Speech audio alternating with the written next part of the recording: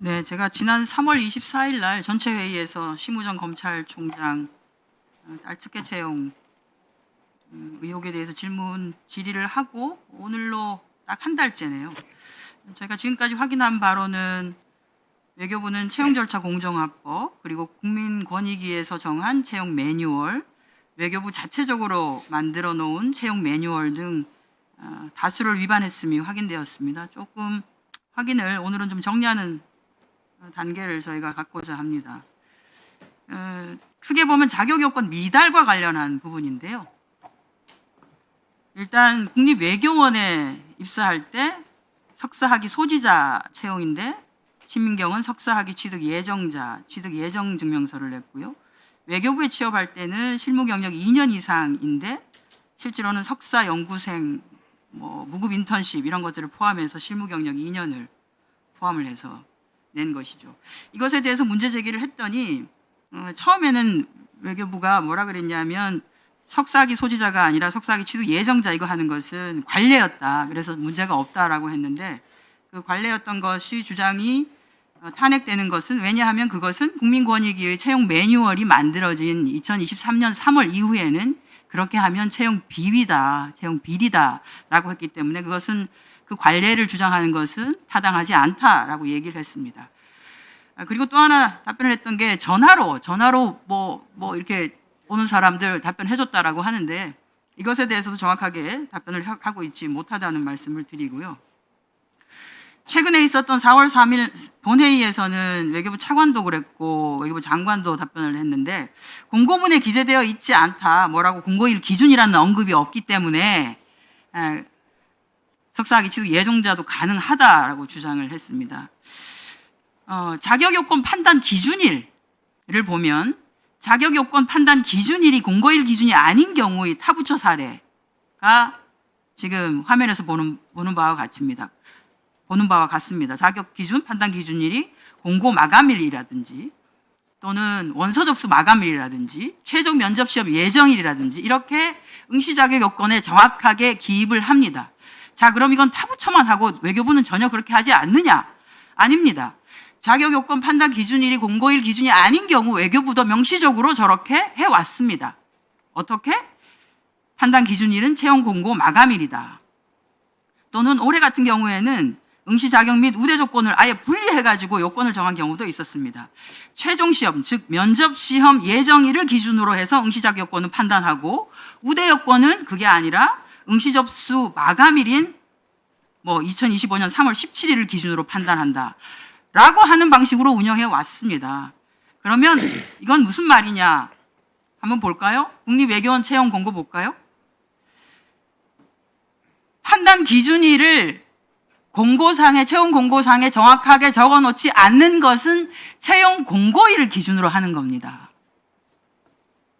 이건 누가 봐도 그렇게 이해를 합니다. 우리가 법을 만들어서 공포를 할 때도 우측에 이 법은 언제 시행한다가 아니면 공포일 시행되는 거 아닙니까? 공고일 시행이 맞는 겁니다. 저 응시 조건에 별도의 판단 기준을 정하지 않았습니다. 그 말은 공고일을 기준으로 한다는 것은 대한민국 국민은 다 압니다. 특히나 채용시장에서 일을 해야 되는 사람들은요. 그 다음에 이제 저희가 한번 볼까요? 이 공고일 기준에도 보면 뭐라고 되어 있냐면 지원시 제출 서류라고 해서 지원시 자격 요건에다가 아예 국립외교원은 석사학위 소지자로 되어 있고 지원시 제출 서류에 학위 또는 졸업 증명서라고 되어 있습니다. 저게 어떻게 학위 취득 예정서로 가름이 된다고 얘기를 하십니까?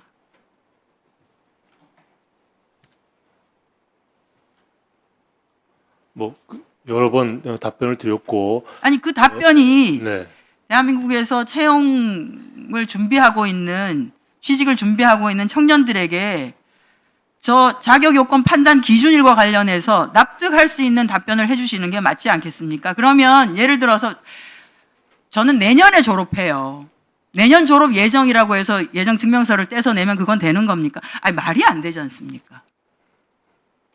100% 모든 질문에 완벽하게 답할 수 있을 만큼 돼 있지 않다라는 얘기는 제가 받아들일 수 있습니다만, 문제의 핵심은 이게 특정을 위해서 특혜를 제공하기 위해서 한 것들이냐라는 데 문제의 핵심인데, 부족하고 미비한 점이 있으면 저희들이 개선하면 되는 것이고요. 다만, 예. 그러니까 어떤 특정인을 합격시키기 위해서 혜택을 받은 사람이 예. 하필이면 검찰총장의 딸이었다라고. 네. 아까 존경하는 김건희 의원님 그 질의에서 외교부 장관께서 저희 방에는 제출하지 않았습니다만 신민경으로부터 소득금액 증명원을 받았다고 했습니다. 소득금액 증명원을 바로 저희에게 좀 제출을 해주셨으면 좋겠습니다. 왜냐하면 저희가 확인한 바에 따르면 그 해당 지도교수는 해당자에게 약 20만 원 정도를 사비로 줬다라고 했거든요. 어떤 방식으로 소득금액 증명을 했는지 모르겠지만 그게 필요하다고 보고요. 관련해서 그러면 그 소득금액 증명에 따라 가지고 시간을 계산해서 그러면 경력을 정산했는지도 알아야 될 필요가 있습니다. 지금 그것은 뭐 오래 걸리는 거 아니니까 바로 제출을 요청을 드립니다. 자료는 안 주시는 건가요? 일단 자료부터 좀 확보를 하고 질문을 이어갔으면 좋겠습니다만.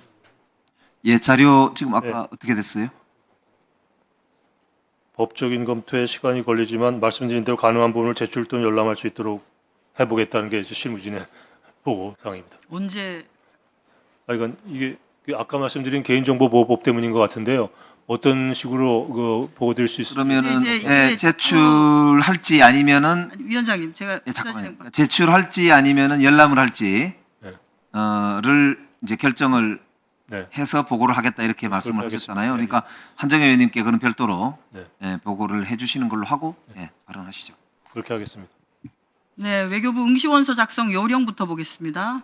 화면을 응시원서 작성 요령 제가 지금 이제 화면으로 보여드리는 응시원서 작성 요령은 바로 그 심우정 총장의 딸 신민경 씨에게 이렇게 작성하라고 했던 그 내용입니다. 여기 보면 경력사항에 왜냐하면 지금 채용 비리 관련해서 문제가 되는 게 결국은 경력이 아닌 것이 경력으로 인정된 거 하나하고 석사학위 취득 예정자가 석사학위 소지자를 대상으로 한 응시 공고에 응모해서 채용된 것 두 건이기 때문에 그렇습니다. 여기 보면 경력사항에 행정기관, 민간회사 등 근무 경력을 기재하라고 되어 있고 그 경력이라고 하면 근무 형태, 주당 근무 시간이 얼마인지 이거 좀 파악을 해라라고 하는 게 되어 있습니다. 이거는 외교부가 확보를 해야 되는 내용이기도 하죠. 자, 그러면 그 국립외교원과 외교부가 어떤 방식으로 근무 경력을 조회를 했는지를 한번 보도록 하겠습니다. 국립외교원에 입사를 할 때 국립외교원은 서울대학교에 저렇게 그 근무 경력 조회라고 하는 것을 보냅니다. 저 내용을 보시면 귀대학의 근무시 이렇게 보통 이제 근무라고 하면 우리가 직원들을 뭐 얘기를 하죠. 여기 계신 분들은 다 외교부에 근무하지요. 근데 저기 보면 귀대학 근무시 참여 경력을 조회하고자 한다라고 되어 있습니다. 그리고 내용도 참여 경력해서 국제대학원, 국제학연구소 밑에 유럽센터에 이런 것들을 했느냐. 이렇게 참여 경력을 확인합니다. 그러니까 서울대학교에서 맞습니다. 이렇게 참여했습니다. 라고 답장을 보내지요. 근무 경력이 아니지요. 참여 경력이지요. 참여 경력. 여러분은 외교부에 근무를 하고 계시는 거지 외교부에 참여하고 계신 건 아니지 않습니까? 좀 다른 거 아닌가요? 참여 경력. 어쨌든 그 외교부가 가지고 있는 채용 매뉴얼에도 금전적 보상을 받은 경우에는 경력으로 작성하고 금전적 보상이 없는 경우에는 경험으로 적도록 하고 있기 때문에 금전적 보상이 확실하지 않거나 하는 경우에는 흔히 말하는 별도의 인사위원회나 이것을 금전적 보상도 받지 않았는데 경력으로 인정해야 되겠다라고 하면 별도의 인사위원회를 통해서 그거를 정리를 해야 합니다. 그런 절차를 하지 않았습니다. 자, 외교부는 그럼 어떻게 근무 경력을 조회했는지를 한번 볼까요? 외교부는 더 합니다. 외교부는 서울대학교에 서 받은 자료가 이렇게 되어 있습니다. 그냥 해당되는 경력 증명서가 진짜인지 가짜인지 저희가 경력 증명서를 받았어요. 졸업 증명서랑 경력 증명서를 받았는데 이게 귀 대학이 발급한 내용이 맞습니까? 라는 확인 요청을 합니다. 그 경력에 대해서 근무 형태가 어땠는지, 근무 시간은 어땠는지, 급여를 받았는지라고 하는 세부 조건을 확인하는 것이 아니라 저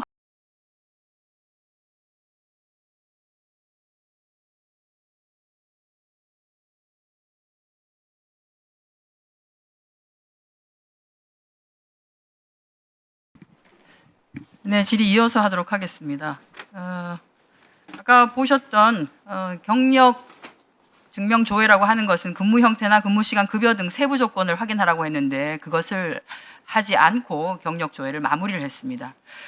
이 상황에 따르면 외교부는 권익위 매뉴얼도 위반한 것이고 외교부 자체적으로 만든 매뉴얼도 위반한 겁니다. 경력 증명과 관련해서는 응시자가 근무한 기관에 경력 조회를 요청을 하면서 그것만에 의존할 것이 아니라 근로복지공단의 사대보험 관련 기관에 보험가입 이력을 조회한다든지 그게 아니면 소득금액 증명원을 받아서 교차 확인을 하라고 하는 것이 외교부 자체 매뉴얼이기도 합니다. 그걸 안 한 것이지요. 위반하는 것이 맞습니다. 자, 그러면 아까 이제 그 서류를 제출을 했다고 하니까요. 소득금액 증명원. 2개 중에 하나겠죠. 저희가 확인을 한번 해보도록 하겠습니다. 원래 서울대학교에 국제학연구소가 있습니다. 지금 심 총장의 자녀, 심 총장의 딸이 근무한 것은 서울대학교 국제학연구소가 아니고 서울대학교 국제학연구소 산하 유럽센터입니다. 서울대학교 국제학연구소에서는 정식으로 연구보조원을 모집하는데 급여가 정해져 있습니다. 월 60만 원이고 일주에 1.5일을 일하도록 되어 있습니다. 그에 반해서 서울대학교 국제학연구소 산하의 유럽연구소의 경우에 연구보조원을 모집하는데 급여가 없습니다. 소득금액 증명원을 어떻게 떼셨는지는 모르겠지만 확인한 바에 따르면 해당 교수는 사비로 한 20만 원씩을 줬다고 합니다. 그 20만 원씩에 해당되는 것을 본인이 계좌로 받아서 만약에 그것으로 소득금액 증명원을 뗐다고 하면 주 단위로 환산하면 일주당 0.5일이 됩니다. 일주에 0.5일 계산해가지고 하셨어야 되는 것이죠. 채용 매뉴얼 위반했다는 말씀을 드리고요. 자, 그러면 외교부 선발 절차는 그러면 공정했는지를 한번 보겠습니다. 1차 서류 전형해서 2차는 오전에 필기와 오후에 면접 이렇게 본다고 공고를 했습니다. 그리고 필기를 50점, 면접 50점 비중으로 성적을 산정하겠다라고 얘기를 했습니다. 그런데 정작 보면 면접 평정만을 통해서 심 총장의 자녀를 최종 합격을 시켰습니다. 이것에 대해서 문제 제기를 지난번 본회의에 존경하는 우리 김영배 의원님께서 하셨죠. 그랬더니 외교부 차관의 답변은 알아보겠다라고 하더니 나중에 외교부에서 나온 그 언론 보도의 내용은 언론에 브리핑한 내용에 따르면 면접을 보는 위원들이 알아서 필기시험 점수까지를 감안해서 반영을 했다라고 합니다. 자, 화면에 보시는 것이 면접 평정표입니다. 이 면접 평정표 어디에 필기 점수를 반영하게 한 항목이 들어가 있습니까? 답변을 한번 해보시죠. 제가 보고받기로는 할 때 심사할 때 외교부의 직원이 필기 시험 결과를 알려주면서 이걸 가지고 면접과에서 종합적으로 판단해서 점수를 매겨주십시오라고 해서 그 점수를 종합해서 매긴 필기와 면접 시험 결과를 종합해서 매긴 점수를 반영. 어디에 들어가 있습니까? 필기 점수 반영. 다시 한번 화면을 띄워주시기 바랍니다. 저기에 어디에 그러면 넣어야 되는 건가요? 업무 적합성에 넣습니까? 영어구사 능력에 넣습니까? 영어구사 능력에 넣어봐야 상 하나, 여기에 상중하에 포함될 텐데 어디에 들어갑니까? 그 차관도 그렇고 장관도 그렇고 본회의에서 우리는 매뉴얼대로 공정하고 채용 절차가 이루어져서 그 채용 절차에 맞게끔 정리를 마지막이니까 외교부는 계속 매뉴얼대로 공정하게 채용 절차 이루어졌다라고 하는데 어느 매뉴얼대로 했기에 저렇게 이루어진 겁니까? 외교부 자체 매뉴얼에도 맞지 아니하고 권익위에서 정한 매뉴얼에도 맞지 아니하고 권익위로부터 점수 평가를 받았는데 90% 이상 적합하다고 했다면서요. 매뉴얼은 잘 만들어 놓으셨죠. 그리고 다른 그러면 채용과 관련한 건 다 잘했는데 나머지 잘 안 된 10%, 그 10%에 하필이면 심 총장의 딸이 해당이 된 겁니까? 전반적으로 보시면 저희가 의도적으로 하지 않았다는 게 지금까지 충분히 설명이 되지 않았습니까? 그게 어떻게 설명이 됩니까? 몇 가지 부족하고 절차적으로 기준에 미달하는 부분들이 있었다는 것은 저희가 인정을 하겠습니다만 특혜가 있었느냐, 어떤 특정인을 채용하기 위해서 사전에 모의해서 뭘 했느냐라는 큰 틀에서 보시면 이 문제가 그렇게 심각한 문제가 아니라고 저는 생각을 합니다.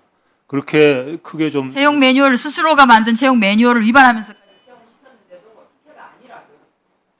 아니 그러니까 여태까지 답변 충분히 드렸고 그거에 따라서 큰 틀에서 바라보시라는 제 당부 말씀을 드렸고요.